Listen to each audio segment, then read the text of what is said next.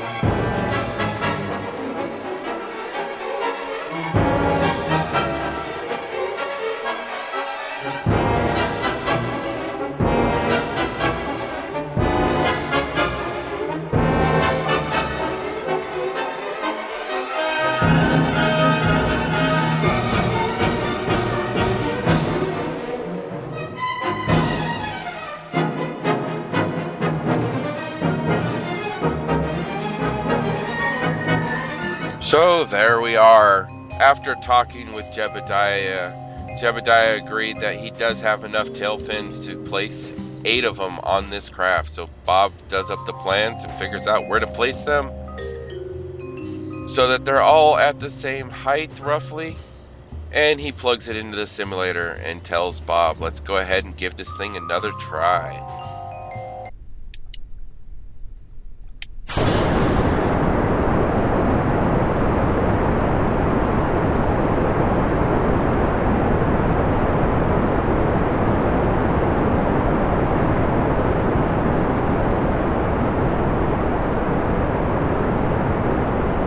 And as you can tell, it seems to have a little bit better control. The yaw is, however, starting to tilt over just a little bit, but it seems to be able to hold it. Let's go ahead and throttle down just a little bit and see if our yaw can stay where it's at.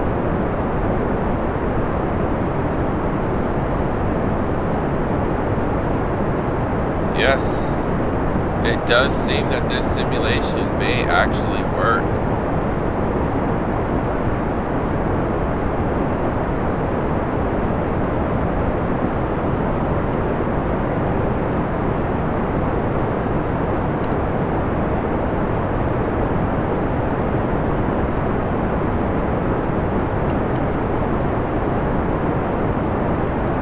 As you can tell, I've got so many parts flying here that this is starting to do a massive frame rate drop. But that's okay, because we are going to be dropping these parts off.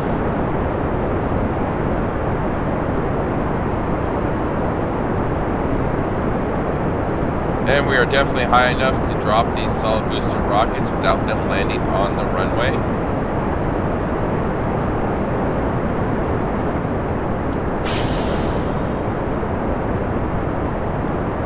And they separate without blowing anything up.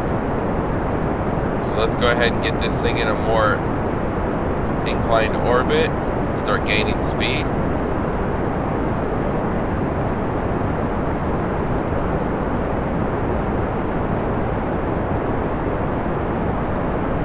Actually, once I get this prograde, I will probably turn SAS off and see if this thing can do a gravity assist. There we are. Oh wait, we cannot turn SAS off, that's right. The ladders are causing problems.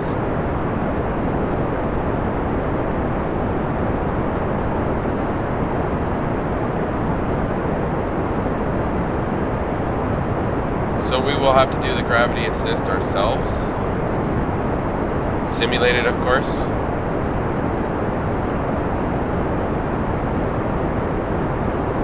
And we're about to drop off our first 8 boosters. Liquid fuel boosters, which means we will lose our tail fins too.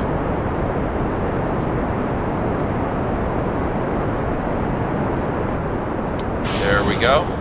They're gone. Uh-oh. Why do we have 2 of them still burning?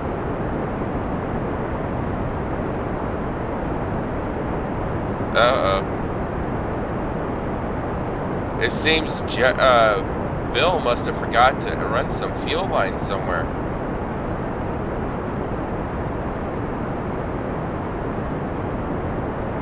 But that's okay. These fuel lines seem to be working well. Let's take a look at our...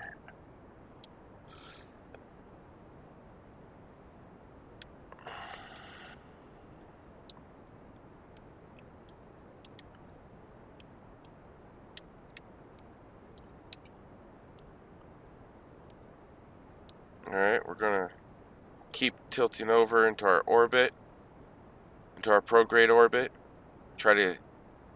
We need to stretch this orbit out. So we're just gonna go ahead and burn straight lateral. That's good, 5 degrees.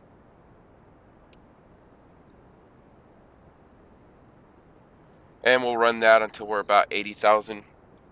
Yeah, 80,000 will do.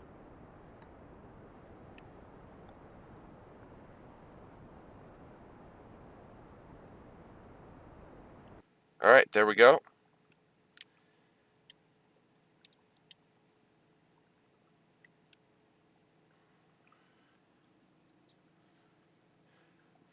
Now what Bill didn't tell Bob was that the simulator was broke. And he is not actually in a simulator. He is flying the real thing. So let's go ahead and take this and get to Mun. I will go ahead and cut all this out. And I will see you guys in Mun orbit. As you can see, I've still got plenty of fuel in these engines. Yeah, come on, stay up. There we go. I've still got plenty of fuel left.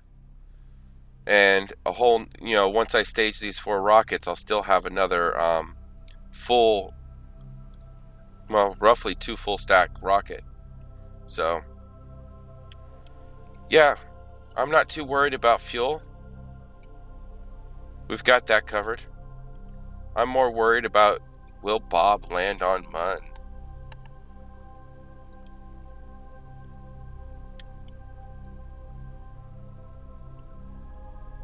Alright, see you guys in a few.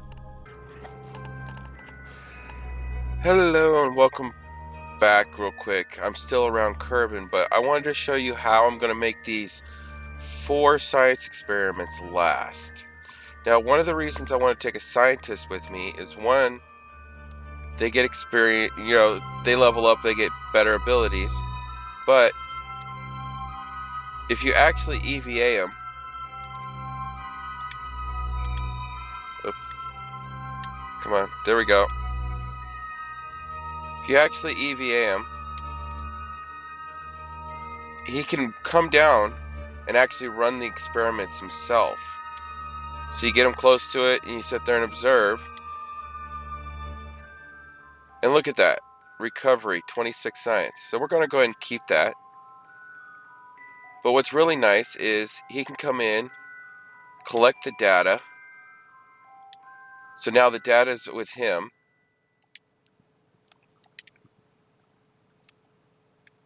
And then he can also come in and restore it.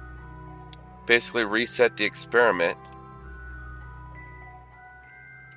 So now he can run it again. So let's go ahead and come on down here.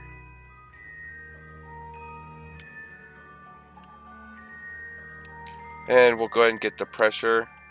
Now, if you notice, it says while in high over Kerbin. That's because I'm up over 250,000 meters or 250 kilometers. That's where you get high space over Kerbin. Anything below 250 is, low orbit. So again, we'll keep the data, log the temperature, and we'll take data out of here and take the data out of the thermometer. And we'll also get our EVA report while we're here, and we'll keep that. Oh, come on. There we go.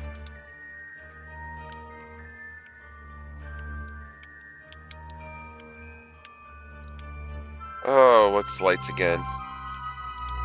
There it is. Lights. While EVAing lights are L1 or R1 and tap triangle, and your Kerbin itself will have basically headlights right there on his head. Now what I'm trying to do is get over here to the mystery goo.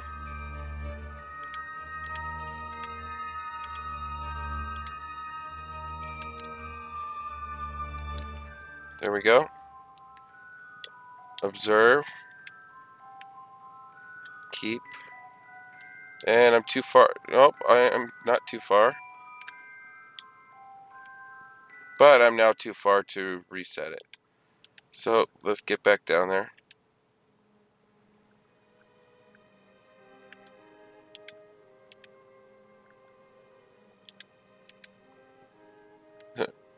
Got his head wedged in there. Okay. Now we can restore it. And the mystery goo is ready to go again. So now we come over here.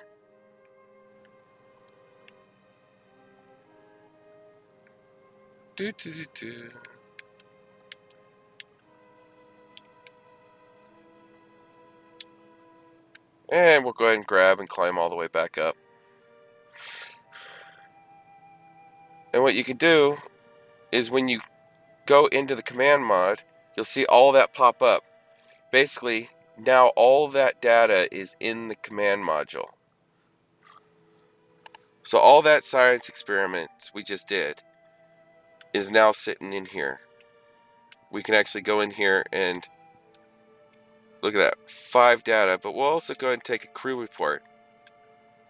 We'll keep that, but since you can only do 1 crew report, how do you save that? Well, you EVA,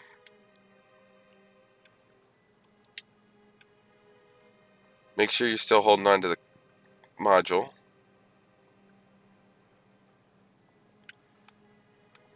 And you come over here and you take data. And then you just store it.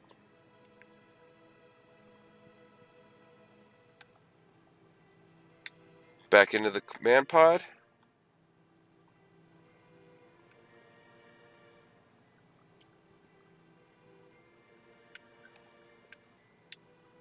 And now if we click on here, you'll see it now says review stored data 6. Because now we've got a stored crew report in there. And I'm going to do this all through the whole mission. So once I get into Mun orbit and high orbit, I'll do it. And then when I get down to low orbit, I'll run the mission everything again. And also, while flying in low orbit around Mun, you can get biome specific data for certain experiments. So you'll have to see if it says, a certain, when you run the experiment, if it says flying over and it says a biome of some sort, like Mun's Midlands, that means keep running the experiment because you might hit the highlands, you might hit a crater, stuff like that. So, and don't forget that you're going to have to restage stuff every once in a while, because for some reason the game just likes to stage everything together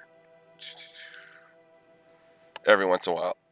So let's make sure we got this staged right. Excuse me, I got the hiccups. So I will see you guys at Mun. Alright, so here we are. We're now, there's Kerbin, there's Mun. We're right now 1,500 kilometers, so let's see if we're in the sphere of well, we are in the sphere of influence. But let's see, take a crew report. Crew report while in space high over Mun. We'll keep that experiment. And I'm going to go ahead and just fast forward through all this science experiment, and then I'll show you the altitude for Mun, or I'll tell you guys the altitude for low orbit Mun once we get there. Well, welcome back. Now that we're getting ready to do our final burn, as you can see, I've set it up so I've got a periapis of 18,000 and an apoapis of 22,000. The high-low border for Mun is 30,000 or 30 kilometers. So you want to get under 30 kilometers. And the highest object, if I remember correctly, on Mun is 5,000 or 6,000 meters. I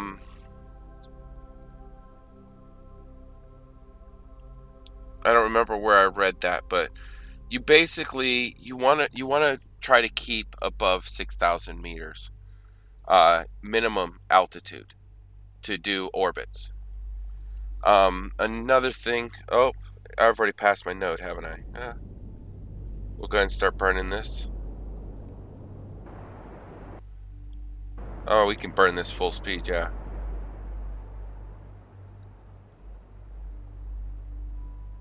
Okay, now I'm just gonna play it by, well, I'll play it by ear once I get this almost completely burnt down.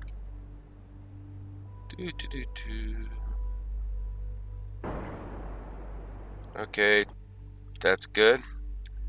Now let's go ahead and delete that. And we want to watch our orbits, but I'm going to do this slow, only a little bit of thrust. Okay. I need to rotate the orbit over. Nope. I need normal, anti-normal. No, purple is normal, anti-normal. I'm confused. I can't remember if the light blues are normal, anti-normal, or if the pinks, purplish ones are normal, anti-normal nodes. Let's see what this does. Nope. Yeah, it's pushing it the wrong way. So we'll flip back over to the other side. Now I'm high enough up that I've got time to play around with the nodes to try to get a better orbit. I want to get my apoapis under 30,000 and my periapis under 30,000. But I want to have, obviously periapis a little bit lower. And I don't want to get too low that I might hit something. So that's why I come into orbit around 20,000. Especially since I've got a Kerbin on board.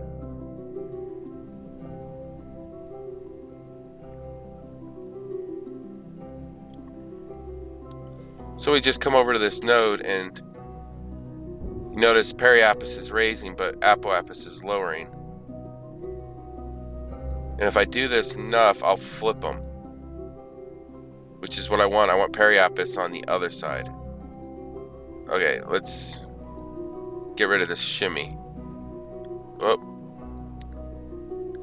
And now my apoapis is too high.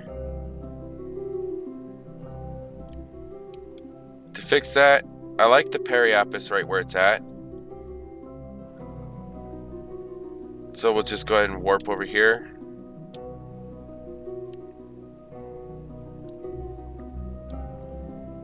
Now, unfortunately, now we're so close to the body, our warp speed, our warping time is a little bit slower. Okay, now let's go ahead and find our retrograde orbit marker. Nope, that's our prograde. So we have to do another 180-degree flip. Now you notice I turn SAS off for this, so that way I'm not fighting it. I can just get it going, let it flip around, and then turn SAS on when I get close.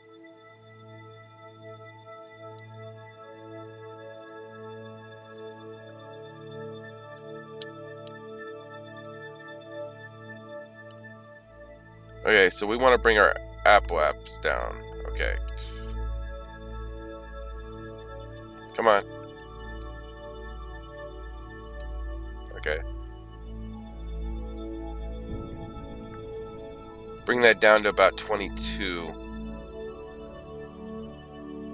That works. All right.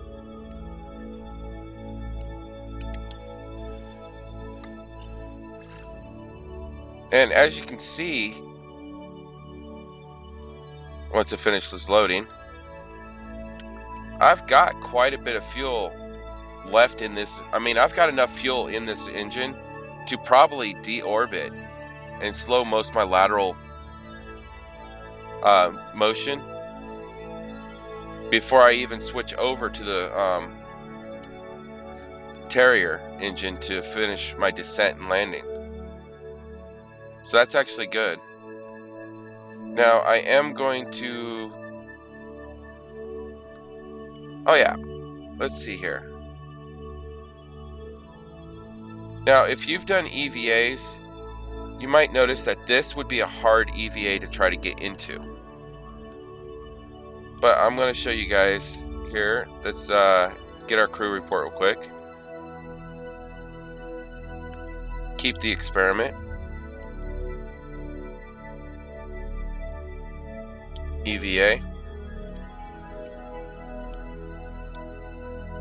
Now all you do is you come in, once you get your crew report, you just, I'm gonna get my EVA real quick, and all you do is take data and then store it all right back in. And I think we've actually hit the max this thing can hold. Is that what happened? Because I took 14 and I stored 14. But anyways, as I was saying, let me go ahead and let go. And you notice that's the orientation I'm at right now, right? But you can go camera, orbital. Is it orbital? No. There it is, free. If you go orbital free, you can actually reorientate the way your Kerbal is facing.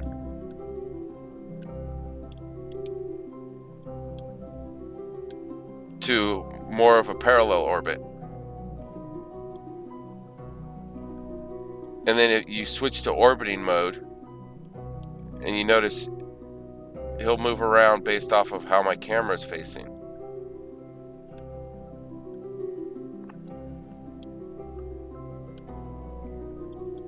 So you just play around with the cameras a little bit, and you can get your Kerbin to actually face the correct way. So that way you can get into crafts that are offset and stuff like that. So let's go ahead and get this science done.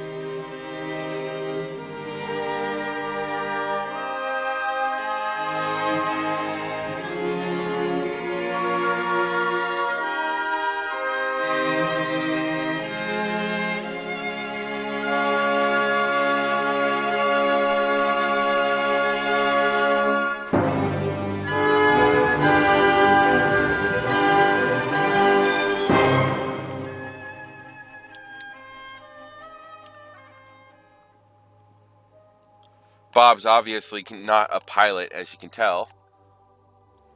He's having a hard time.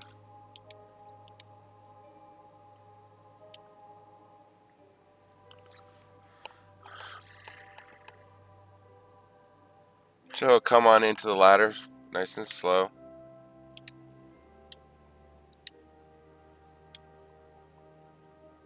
Alright. And let's go ahead and hop in. And let's see how many experiments we have in here now. Look at that, we're up to 18 stored data. And yeah, but anyways, what I was talking about, the biomes specific stuff. Like, let's take a crew report. While in space near Mun. Okay, so that's not working. Reset that. Let's see, atmospheric data, log pressure. Maybe we're gonna have to get a little bit lower. Maybe we need to get down to that 6,000 so threshold. Yeah, see, they're all reading.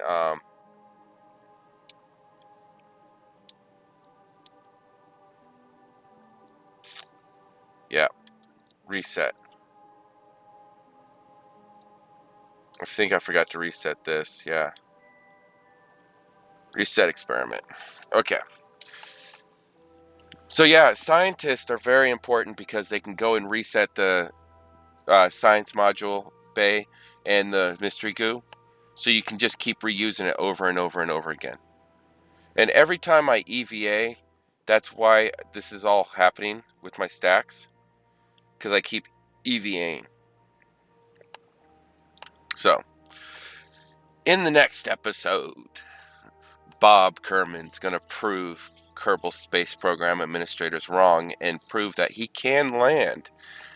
He has already set himself a target, and his target is right here of Foho 2. That is where he wants to actually land. So he is going to have to spend a few days here while Mun rotates around because he wants to land during the daylight schedule. So he wants to land once Foho 2 gets right around here. So that way he's got the full light schedule before he has to take off. But the biomes, I'll explain in the next episode the different biomes that are available. Until next time, I'm CatTransGamer. If you like this, thumbs up. If you want to see more of this, please subscribe. And drop me a comment. Let me know what you think about this. I'm thinking about actually creating a series out of the 4 original Kerbonauts. So, I don't know. If you like the kind of storytelling that I added to this episode and into the next one, let me know. Alright, bye!